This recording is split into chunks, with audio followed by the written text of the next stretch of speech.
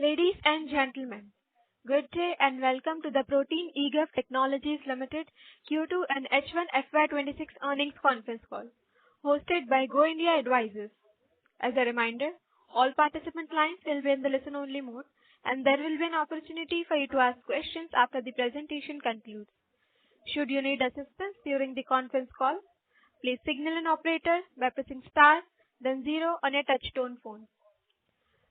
I now hand the conference over to Ms. Pushpa Mani from Protean eGov Technologies Limited. Thank you, and over to you, Ms. Pushpa Mani. Thanks, Ikra. Good evening, everyone. I welcome you all to the Quarter 2 H1 FY26 results discussion. You must have received the results and the investor presentation of the company, which is available on BSE and NSE, as well as on the company's website. As usual, we will start the forum with the opening remarks by our Managing Director and CFO, and then we will open the floor for the question and answer session. If any of your questions remain unanswered, you may reach out to us afterwards. The management on today's call would be represented by Mr. Suresh Sethi, Managing Director and CEO, Mr. Sandeep Mantri, Chief Financial Officer, and Ms. Pushpa Mani, myself, Head Investor Relations.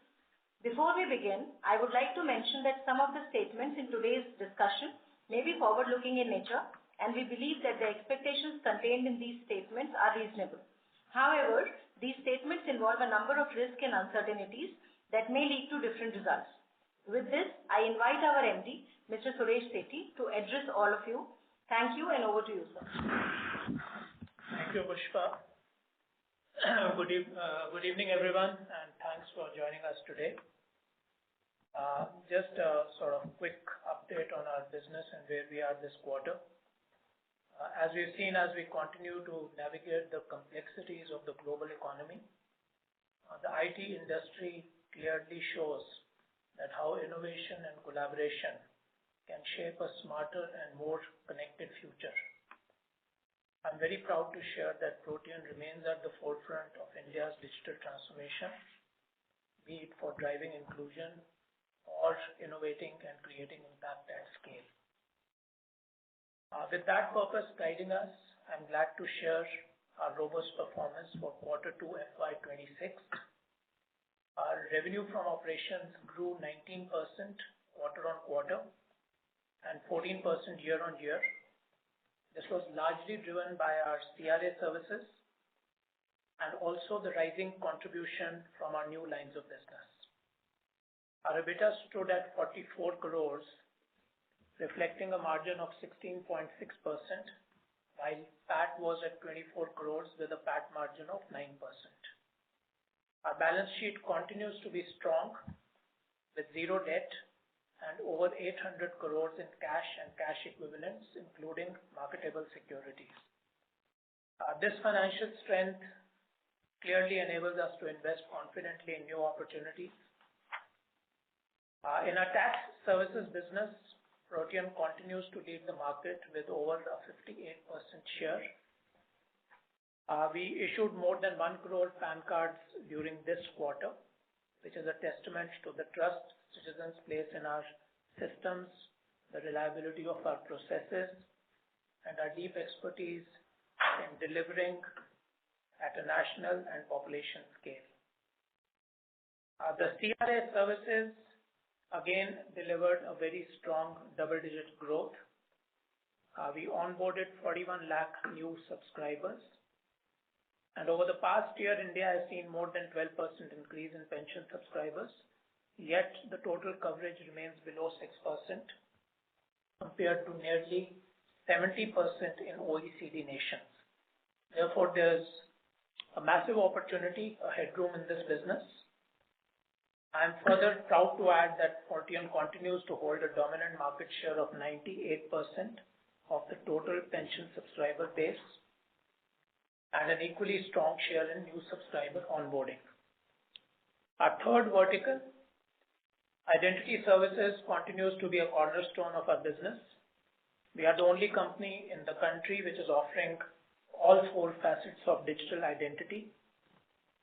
And with focused execution, we continue to leverage on the capacity and scale we've built, and we are focused on getting incremental market share and growth in this business.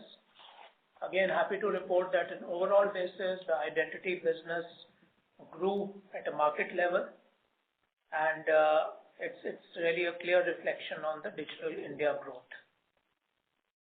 Our new businesses are now beginning to make a meaningful impact. We are very happy to report that the new businesses for the first time contributed in double digits to our operating revenue.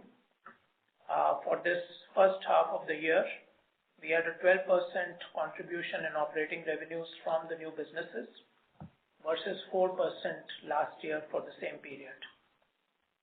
We have expanded across multiple open digital ecosystems, and that has been a strong contributor in this contribution. And now, as you are aware, we are operating across insurance, health, agriculture, education, sustainability, digital commerce, and mobility. This diversification has been very critical in this significant contribution coming from new businesses. We also currently, as mentioned earlier, have an order book which is almost twice our annual revenue at 1600 CR, which is again coming from projects which are largely in the space of ID and BFSI services. We would further like to share that this quarter we achieved a major milestone by securing a 1370 crore mandate from UIDAI to set up and operate district-level Aadhaar Seva Kendras across 188 districts in the country. With this mandate, Protean becomes the only organization to manage and scale both foundational IDs, be it Aadhaar or PAN, which are clearly an anchor for our digital nation. Beyond the business impact, this win also underscores our commitment to advance India's digital transformation and improve access to secure, efficient Aadhaar services nationwide. Very important to highlight that once fully operational, this initiative is expected to generate 200 crores of annual recurring revenue for us. Further, this quarter was also critical for the fintech industry as a whole, with the Global Fintech Fest, which is one of the largest fintech festivals across the globe now, having taken probably a pole position from a point of participation and span of coverage across multiple countries. At GFF 2025, Protean also unveiled two pioneering innovations, which were clearly testimonial to our work in emerging technologies. One was in the space of quantum safe data vault, and secondly was for showcasing an AI in a box solution, both powered by Protean Cloud. As we all know that with the growing sophistication of cyber threats, data security has become mission critical for financial institutions, government agencies, and healthcare organizations. Our quantum safe data vault offers the next frontier in cyber security, protecting sensitive data through encryption that remains resilient even against future quantum attacks. We are currently engaged with RBI to conduct a POC on this protocols, and our white paper is currently under evaluation. Naturally, this will open up significant opportunities in the BFSI sector and wherever there is requirement to safeguard citizen and national data for governments. The second innovation, AI in a box, again empowers organizations to harness the power of AI with complete control over their data models and infrastructure. And again, I think it is important for us both for internal and external transformations to leverage this capability. Alongside these, we showcased a few other critical journeys. One was in the space of ENPS, which is one of our dominant channels for building our subscriber base in the pension ecosystem. We actually unveiled a express onboarding journey that enables new subscribers to join in a matter of 90 seconds. Other than that, this year is our 30th year as a company. Celebrating that, we also released the State of Digital Public Infrastructure in India, a report highlighting how DPI is transforming the economy, deepening inclusion and powering India's $8 trillion economic vision. This was launched in partnership with Indian Institute of Management, Bangalore. To conclude, Protean is poised for sustained growth. We again clearly believe that our work in the area of strengthening DPIs, working in the app layer, and powering enterprise infrastructure will remain our continued focus areas. As we look ahead, we remain steadfast in our commitment to advancing inclusive growth, strengthening India's and the globe's digital infrastructure, and creating long-term sustainable value for our stakeholders. Thank you for your continued trust and partnership as we build the future of India's digital economy. And I will now hand over to Sandeep to take us through the financials and further details. Thank you, Suresh. Good afternoon, everyone, and thank you for joining us today. India's digital public infrastructure continues to be the backbone of inclusive growth, innovation, and governance efficiency. Built on India's stake spanning digital identity, payments, and data empowerment, the DPI network today covers substantial portion of India's population, firmly positioning the country as a global leader in digital transformation.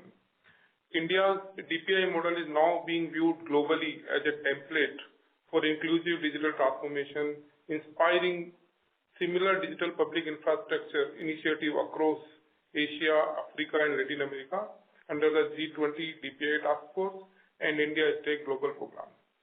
With this backdrop, Protean has delivered another resilient quarter, continuing the momentum built in Q1 and reinforcing its position as a trusted execution partner within India's expanding DPI landscape. This quarter, revenue from operation for Q2 FY26 stood at 251 crores, reflecting a robust growth of 19% on quarter-on-quarter and 14% on a YOY basis. This performance was primarily driven by strong momentum in our CRA services and continued traction across our new businesses, as well as on a quarterly basis, there was a spike in tax revenues as well. For the quarter, our EBITDA stood at 44 crore, translating to an EBITDA margin of 16.6%, which reflects a year-on-year decline of about 280 basis points. Profit after tax come in at 24 crore with a margin of 9.1%. This moderation in margin was primarily driven by investment in RFP-related businesses, setting up our new offices at one international center and setting our international offices in Dubai as part of our effort to strengthen our international presence. While these initiatives have had a short-term impact on profitability, we believe that this will position us well for sustainable growth in the quarters to come. Our balance sheet continues to remain strong, supported by a healthy cash and marketable securities balance of 800 crore plus and a completely debt-free status. Now breaking down the segment-wise performance or business-wise performance, during the quarter, tech services contributed 107 crores to revenue, growing 8% sequentially after a soft Q1. The segment continued to benefit from rising PAN-linked compliances and use cases across 200 plus financial and government services. When we talk about CRA business, we reported revenue of 78 crores in this quarter, which is 3% sequential growth and a 12% YOY growth.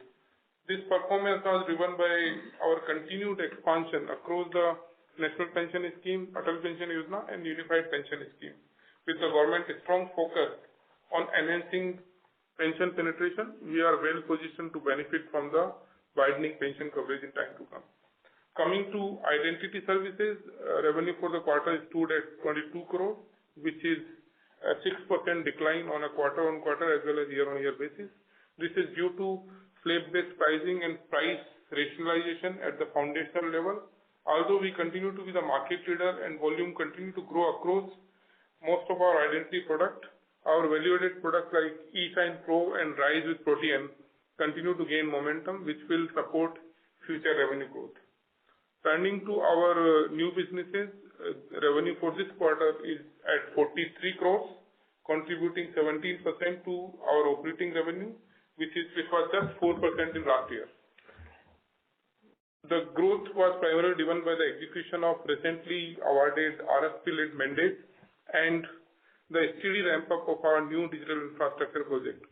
As India's digital public infrastructure continues to evolve into open digital ecosystem across sectors such as insurance, health, education, and mobility, Protean is leveraging its deep technology and compliance capabilities to play a pivotal role in enabling these next-generation platforms.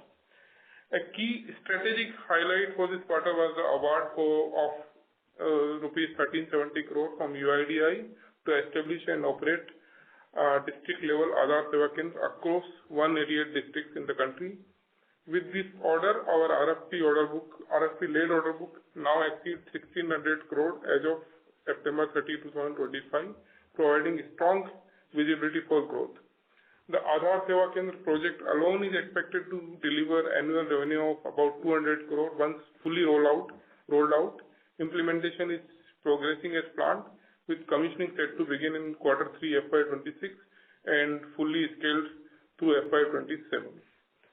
I would conclude by saying Q2 reflect balanced growth, disciplined operation, and diversifying revenue streams. Around one-third of our revenue now comes from annuity-linked streams like CRA and cloud services, which carry high operating lever. This gives Protean a stable cash flow and strong earning visibility. As our new businesses mature, we expect a gradual margin expansion over the next few years. With this, thank you so much for patiently hearing us. I will now pass on the call to operator for question and answer session. Thank you. Thank you very much. We will now begin the question and answer session. Anyone who wishes to ask a question may press star and 1 on their touchtone telephone. If you wish to remove yourself from the question queue, you may press star and 2. Participants are requested to use handsets while asking a question. Ladies and gentlemen, we will wait for a moment while the question queue assembles.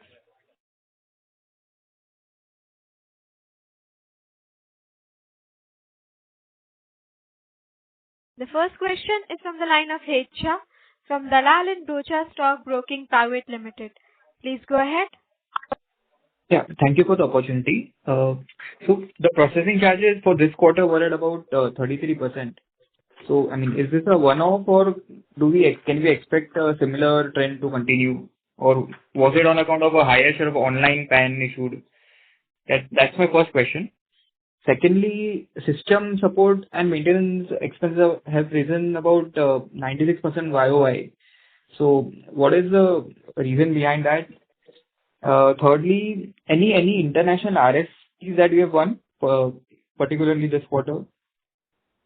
And lastly, the new business, I mean, the increment, is it on account of Bima Sugam and Sarsai orders that have been grouped over there, or what's it? Yeah, these are the 4 questions from my side. Yeah. So let me answer your question one by one. With respect to processing charges, I guess these are at 32% or 33%, which is, I think, same in line with the previous quarter as well, which is Q2 of FY25 or Q1 of FY26. More or less, it is same. System support and maintenance charges, we have given a note also that it is increased because of the cost we accounted for these RFP-led revenues. These are accounted under this head, and therefore you will see an increase or a spike in system support and maintenance charges. With reference to RFP, I mean the new businesses, what it consists, it is basically Sarsai and Bima Sugam RFP plus other new business, data stake businesses, which are basically part of this new business stream. Sarsai, because it is a data-led project, data stake-led project, and Bima Sugam is also a marketplace-led project. So therefore, it will be categorized into new businesses. And sir, any international RFPs that we have won? Yeah, we are still in advanced stage of negotiation for few RFPs. still we are not won any major except which was announced earlier. Okay, got it. Thank you. That helps a lot. All the best. Thank you so much. Thank you. The next question is from the line of Rohan M. from Equirus Securities. Please go ahead. Good afternoon, sir. Thanks for the opportunity. So, wanted to understand the ECL expense, like why has it come in this quarter? Because I think the tax services related ECL was already taken care of earlier. So, what led to this ECL? Yeah, so ECL, if you see, it is a very insignificant expense, like 60 lakh, and it is based on accounting practices which we follow based on expected credit collection. We follow a model, and therefore it is not, pertaining to any specific business, but overall when you see data and their expected collection trajectory, based on that some modeling is done, and we have to, provide as per that model. Right, because other than the tax businesses where we had the receivables from the government, for most other businesses are B2C B2B. sort of. There are B2B B2B also, there are B2G also. Like in pension, you will have, many state governments or central government as part of our customer base. So, it is not a major expense. It is like hardly 60 lakhs, I guess. Yeah.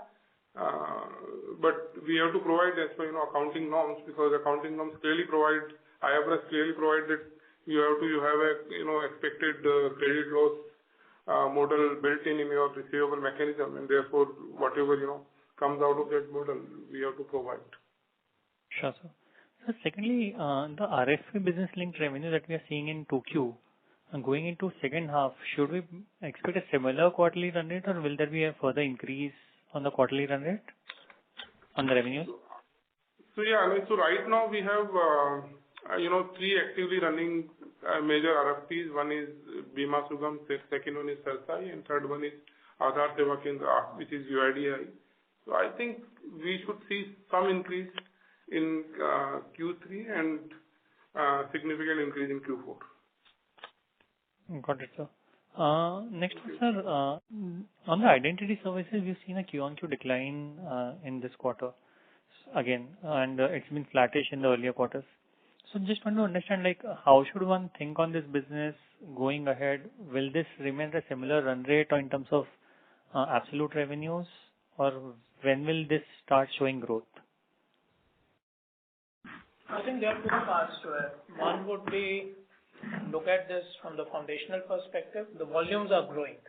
So I think one healthy indicator is that overall, from a Digital India perspective, month on month or quarter on quarter, the volume shows an uptick, which means more people are using the foundational rails of digital authentication or signature.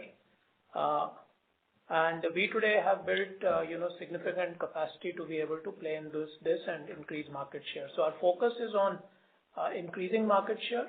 At times with large deals and also with government, there are RFPs which also come for this business, in which case naturally some of the price compression happens. We do see this steady to growing business going forward. But for us, the other critical aspect, as we've been calling out, is to then build on top of the foundational rails and introduce our products like eSign Pro, which have an element of e-stamping and eSign both, and other, value-added products which come on top of the digital rails. They will basically provide us the revenue stability and the growth. And if we look at it, all these would fall under our identity sector in that case. Right. But sir, from eSign Pro and Rise with Protean, when can we expect the revenue streams to start coming in? So we already have revenues, taken from these businesses. Currently, naturally, I would say they are still like early stage. As we explained last time in detail, both these businesses have healthy pipelines, but there is a period of integration in products like both Rise and eSign Pro. It also then is linked to how much the organization starts using the digital journeys. For example, if I'm giving an enterprise solution for eSign, the entire organization needs to start adopting and moving away from paper-based signing. So that adoption curve is also there, where you need awareness, where you need training, where you need process remapping. So there is always a little bit of journey over there, but we are glad to report that we have healthy pipeline on both the businesses, and revenues have started coming in already. And these naturally all flow into our new business, vertical as of now. So, lastly, the new initiatives which we have unveiled at the Global Financial Festival GFF, what is the timeline that one should look at for them to go live, and what kind of revenue potential do you expect over the next 2 years? I would say these are at early stage because some of them will naturally become our extended differentiators or competitive offerings. For example, on one side where we talked about the quantum vault, we are clearly looking at embedding it as part of our InfoSec business. So these will be incremental capabilities and competencies that you build within your overall practice that we are showing over here. We will be guided more by the overall, projections we are putting on these businesses, but these will definitely give us the edge and also open new markets for us. So currently no numbers at this stage, but definitely, this is a investment in the future and will also give us the differentiators. AI in a box is very clearly, it will leverage or enhance our Protean cloud capability because you are building further models on top of your core infrastructure service and adding value. So that again will be focused on both enterprises and large projects where we can add that capability. So most of these are distinct or differentiated offerings which will ultimately assimilate into our existing lines of business and further enhance our competitive edge. So we've not done any specific, a very focused sort of additional market computation against them, but they are largely aligned with what businesses we are already running and what, targets we are achieving over there. Sure, sir. And lastly, one data giving question. What's the market share in identity services? So in identity services, in all 4 phases of identity services, we are in top 5 in each of the categories. Sure. Very difficult to, give a market share for various products. Sure. Thank you. Thank you. Before we take the next question, a reminder to all, you may press star and 1 to ask a question. The next question is from the line of Tanmay Javeri from Fintrust Capital. Please go ahead.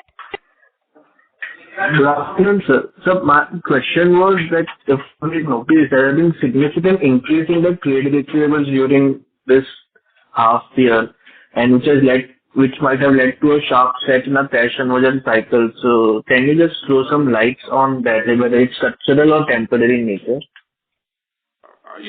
There are 2 types of receivable. One is receivable which is not billed yet, part of RFP businesses, and second is the normal receivable which is billed but we are not collected. I think both are temporary. In this quarter there were certain discussion with the customer and there were certain process changes with few major customer, and that has led to delayed collection. But I guess by December or by March we should be in line with our annual receivable guidance.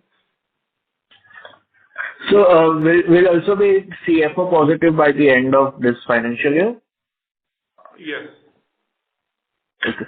And my next question is, I see a noticeable change in other financial assets. So if you can elaborate what exactly this includes and why there has been sharp movement in this other financial assets. Other financial assets, there was a reclassification from, I guess, long-term to short-term because for, RFP-led businesses, whatever guarantee they give, we have to, keep that as a security. Therefore, there is a reclassification only, not a real, it's not a movement. Okay. Thank you, sir. My last question is on the new age business. If you could just outline me what exactly will be focusing on, like what kind of revenues or growth are we looking forward in this line, and what are the kind of margins that we can expect from this core operations of new age business? You are talking about new businesses? Yes. So new businesses we have classified as, data-led businesses or cloud and OD led businesses. These are the three categories in which, new businesses will come. Any business, any win which is affiliated to these businesses will be classified as a new business. Like a Cersei will be part of, data estate, like a Bima Sugam will be more part of ODE, and so on and so forth. So therefore, whenever we win any order, we will classify in a relevant category and put that in respective, business. Regarding the question on margin, I think we have to see, long run. In short run, because we are RFP-led businesses and we are just, we are just started. So short run, you see some increase in cost, but I think in long run, we should continue growing healthy margin in next. Sir, if you can quantify that in number terms. As of, I will not give any, guidance or quantify the margin, but the only thing which I can say is that margins are going to improve. Okay. Thank you so much, sir. Wish you all the best. Thank you. The next question is from the line of Rishi Maheshwari from Aksa Capital. Please go ahead. Thank you for taking my question. And so there are a couple of questions that I wish to understand. One from the strategic level. Until about a couple of quarters ago, we've been speaking largely of the digital public infrastructure that you've been building. One on the insurance side, the ONDC, AgriStack, health, and education. For the last couple of quarters, we've not spoken about it. Wish to understand that what is your vision over there because I believe these are government-led initiatives and therefore this is large stack building opportunity that you perhaps would have been involved with, and if there is something over there which is actively being pursued, if you can throw some light on it, it would be helpful. Yeah, sure. So AgriStack, as we mentioned earlier, this was a project we received from the Ministry of Agriculture at the center level. The entire idea was to basically build an architecture for center-state data exchange and the entire consent layer for sharing of data. And the whole idea was that you build a standardized central stack against which then various, service providers can plug in, and services like, loans, insurance, advisory can then flow it in a standardized manner to each state. Being a state subject, the actual data or the actual user will actually be sitting at a state level. So that was the project. So it was a turnkey project. We were awarded the mandate for the first phase, and then we subsequently won the mandate for the second phase also, and we are in the process of delivering against that. More importantly for us, naturally, is that as we unlock value in these ecosystems, it also opens up opportunities to then, build in the app layer, which means, creating interfaces for institutions providing, credit services or insurance services and so on. So we clearly are looking at further opportunities which are more than enterprise or B2B led. But from a government perspective, these are turnkey projects, and AgriStack, we are in the process of closing on the phase 2. With regard to health, again, we had, as we had shared earlier, we have built some assets which are in the form of HMIS systems, and there's a PHR app, patient health record application, and we had received a mandate from the government of Maharashtra to roll it out, and that is an ongoing project, and we are doing the same. And these actually, in this case, in the second case, it's more transactional in nature, the revenue. It's not a turnkey project, but actually an on-ground execution, and then you are getting some sort of revenue streams more on an OPEX model over there. So all put together, what is the contribution from these initiatives onto our total revenue? So we are not Rishi, we are not giving specific revenue contribution, but what we are saying is our contribution from these new streams is about 12% to the total revenue. As of so now, that is a very vast scope of work, which also includes some cloud work, which will also include some data analytics, and therefore there will be multiple users of the same. What I was more interested to understand is that since we've, from what we recollect out of the last couple of years of conversation, or last 1.5 years of conversation, there's a significant time that you have tried explaining in terms of your strategic initiative and your digital prowess towards these initiatives, which can grow in scale, just like how Aadhaar and PAN Aadhaar centers have grown. So I'm trying to understand from that perspective, are we looking at these large scale, or have we already got meaningful introductions? Well, if this is already within the 12%, which means that this will be a marginally lower proportion of that 12% itself, which means that it's a single digit. So are we looking at scaling up this in a manner to say that at some point in time this can become 20% of revenue? That is what we are saying. So in next 2 to 3 years, our aim is to get this total of 12% to 25%, and most of it will be basically contributed by data stake related project and also OD related project, which is what we talked about: education, health, insurance, all these things. So just to add over there also, see, the point is that the new business, we've always been indicating we want to diversify and have more lines of business contributing. So actually this is the quarter, or this is the half year where we are saying the new business has started, contributing in a meaningful manner. So to your first question, to say as this becomes substantial, we will then, give some level of more detailing on the vertical wise information. The second is from a materiality and, from a visibility point of view.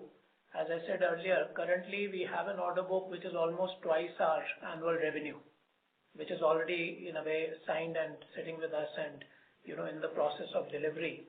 So we see some consistent revenues getting added quarter on quarter coming out of these flows.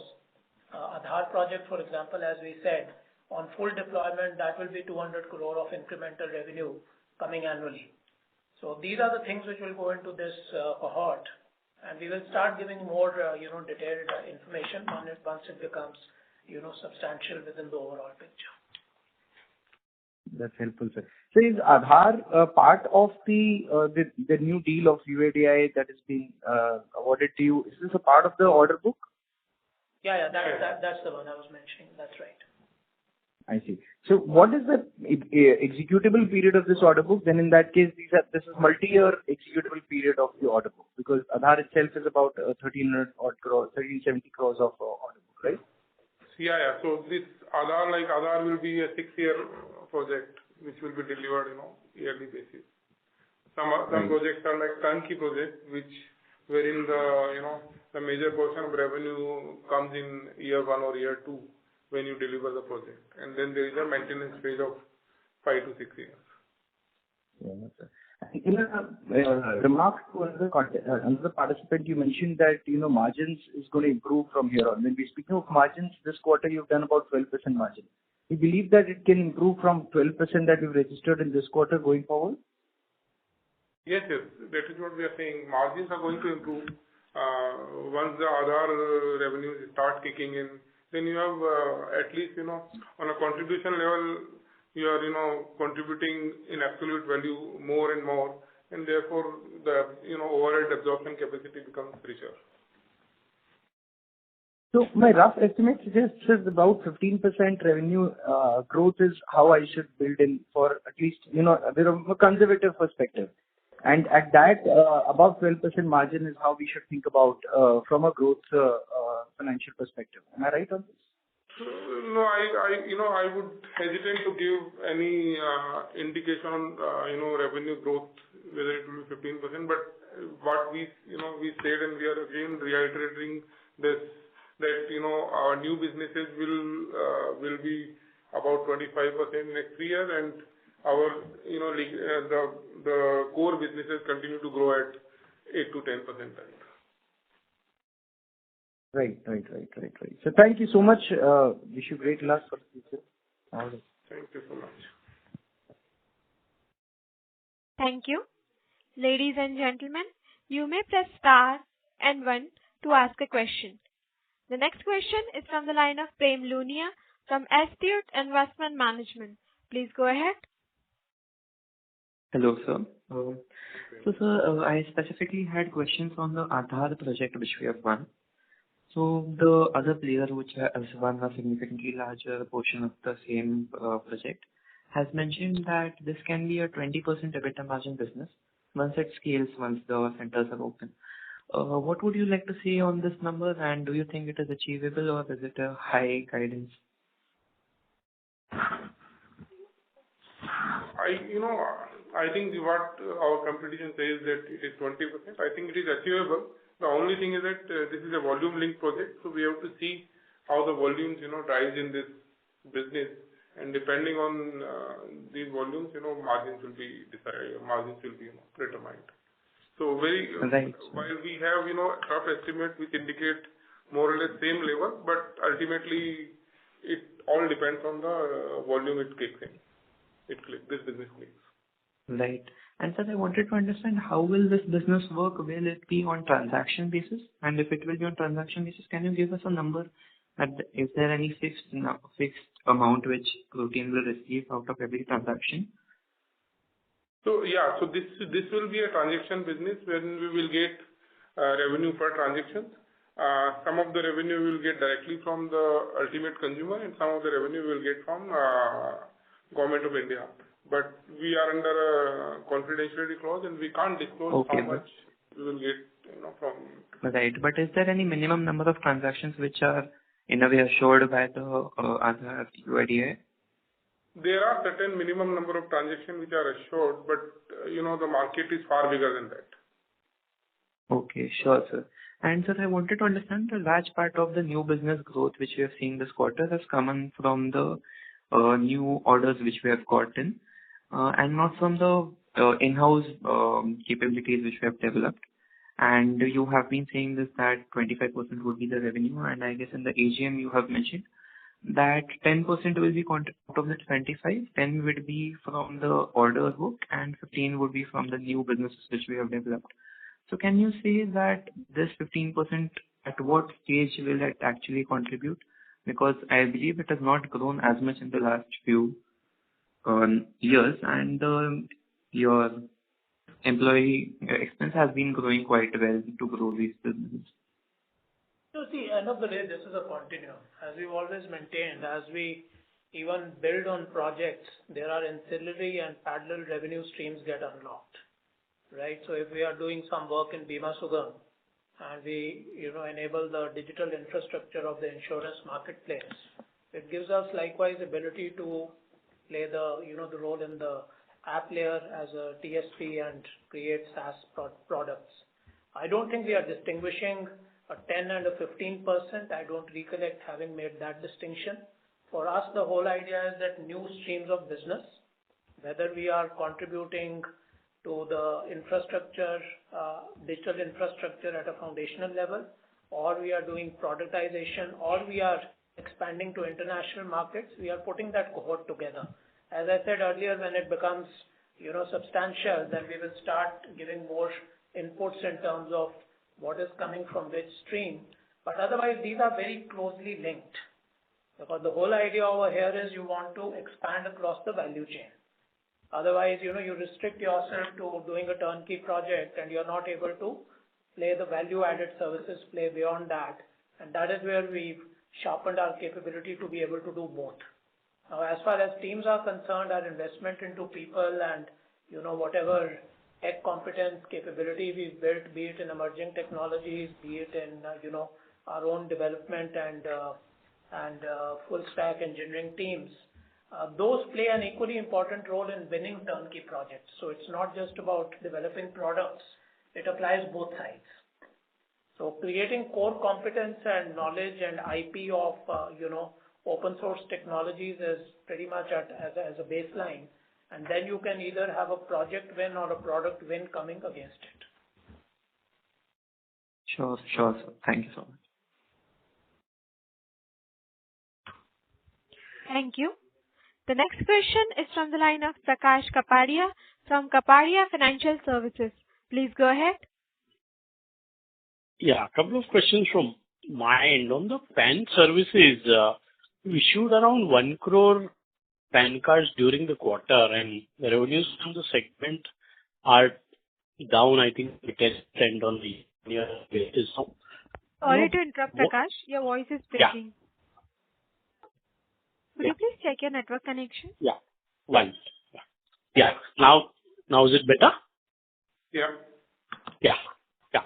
I was trying to understand, the PAN service businesses. We've issued around 1 crore PAN cards during the year, and still revenues are down 10%. So can you explain this decline better, and what kind of revenue growth can we, estimate in the next few quarters? That was on the PAN services.